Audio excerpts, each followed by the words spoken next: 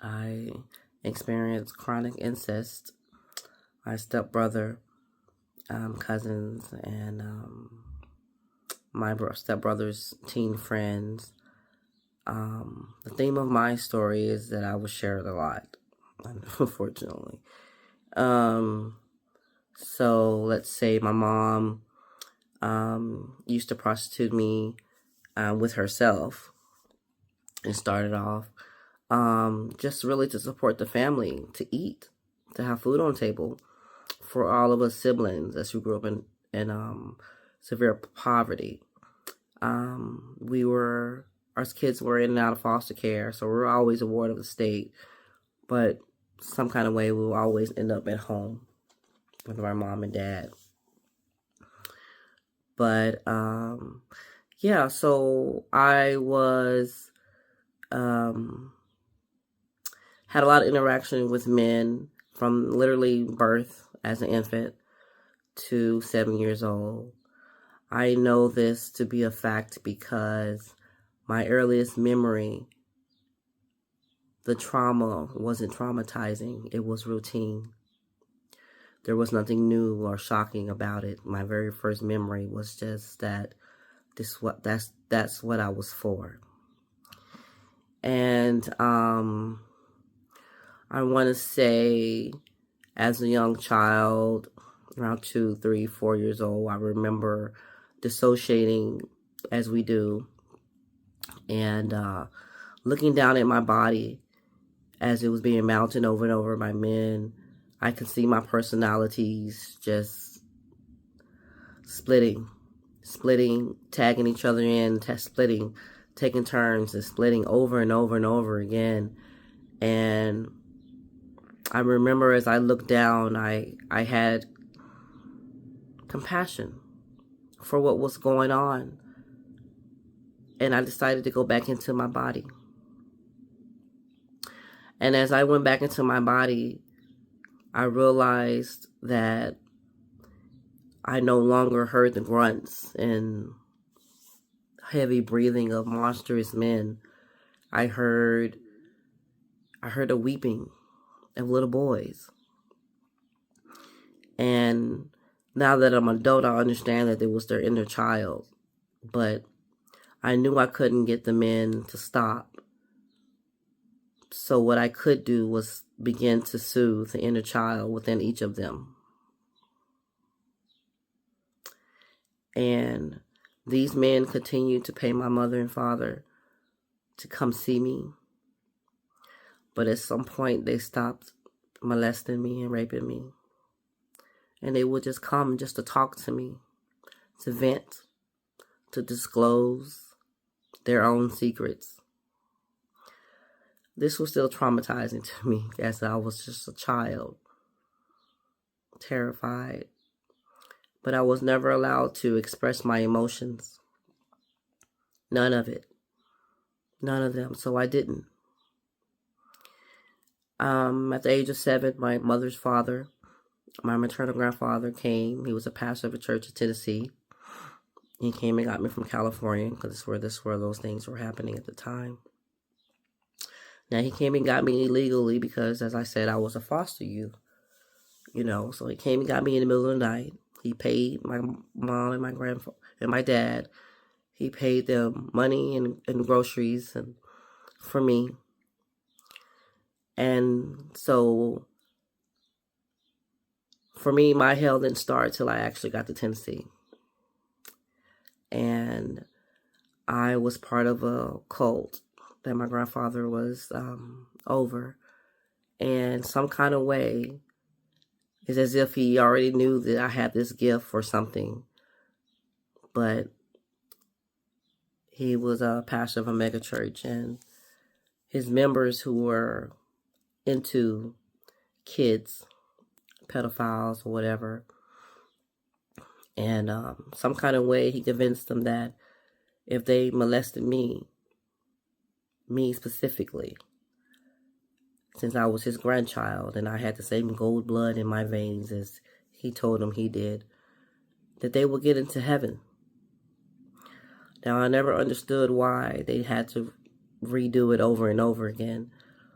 but they did. This continued on from age 7 to 17.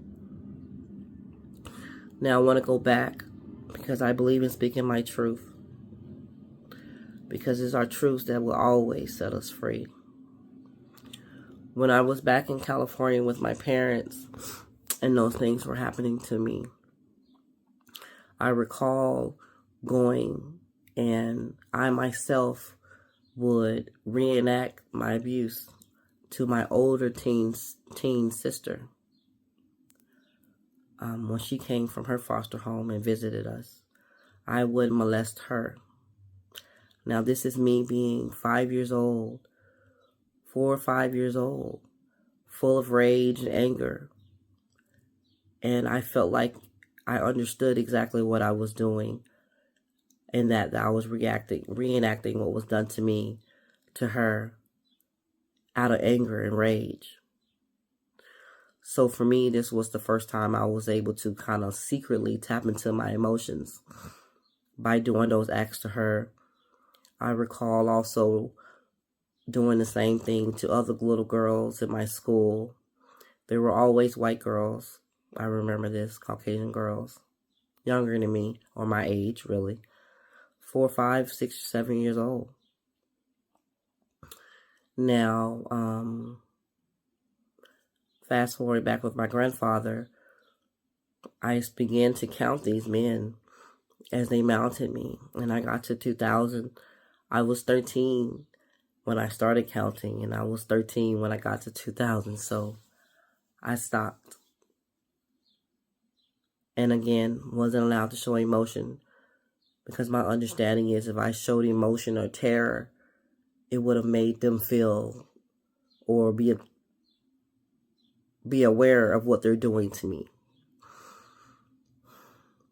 So as an adult, when I got out of that, I was awarded state to 18, and California and Tennessee foster care never addressed it or anything, or no one ever got me out.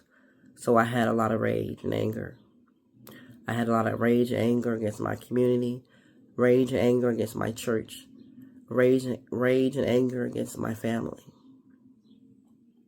So as an adult woman growing up, I didn't want to be a female or anything that related me to being a female. So I lived my life as a stud. The first 20 years of my life, I lived my life as if I was a man. I walked and I talked and I dressed like one. And not only that, I proceeded to treat women the way that I was treated, the way that I saw men treat women, which was horribly. Sexually assaulted them, not honoring their body, their voices. I reenacted these things right back, thinking that I'm having some kind of power and control. And then one day it dawned on me, because it wasn't enough just to do that. I felt like, well, if there's been over 2,000 men that rapes me, well then maybe I'll feel better about myself if I go out there and sleep with 2,000 men on my own. Like if it's my consent, maybe I'll feel better about myself. Maybe I'll take my power back, because trauma distorts your thinking. So lean not on your own understanding. So when I reached my 2,000th man, being promiscuous, I remember not even showering after the next. There'll be 7, 8, 9, 10 guys back to back. I would never shower. They never noticed or cared. And I just did these things to myself, re-traumatizing myself, re-molesting myself. Over this period, I've sodomized men. Sleeping with gay men, sodomizing them, basically doing the same things, just reliving the same things that were done to me. And it's only by God's grace that I never molested a child, but I did physically and emotionally and verbally abuse them. My children, specifically, my daughter actually. She's an adult now and has forgiven me, but she has her issues But at the same time, I have a granddaughter, and she wouldn't trust her with anyone else but me, because she's lived long enough. My daughter's lived long enough to heal and see me be healed. So now what I do is I have an organization called Color Your Story Unto Mine. I speak with survivors, I speak with victims, I speak with offenders, and I share my story. And I use art, because art was my transition to soothe, because I always had social anxiety. I can never look anyone in the eye. Oh my gosh. Just so many elements from trauma.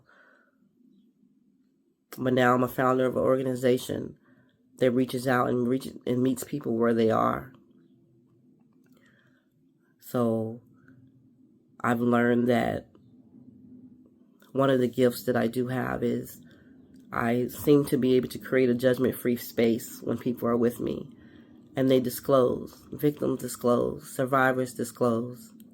Offenders disclose. And what I found is we all are just recycling our own traumas. And they all are always sexual, but we're just recycling it. So the tools I've used to heal myself, the tools I've used to learn to stop verbally, mentally, and emotionally abusing my daughter, the tools I've used to stop mentally, physically, emotionally, and sexually abusing myself, I use and I teach others to do the same thing. And it's really a collaboration of nonviolent communication, emotional literacy, life skills, and compassion. I have literally become the one thing that the world kept from me. And that's love and compassion and kindness. I just became it. And now I have this organization that heals, that listens, that sees, that understands other people like me. Whether you're a victim, a survivor, or a survivor who turns to an offender, there is still hope. I didn't ask for my story, but every day I wake up, I ask for hope. I request hope from the universe. I extend it to others. And every day I see how there's posts about teach your children how not to be molested. We're constantly putting more responsibility on the children, which is molestation in itself. So it's my goal to eradicate the legacy of child sexual abuse, ACEs, and all the things that come attached with it. My goal is to go out of business because my vision is met.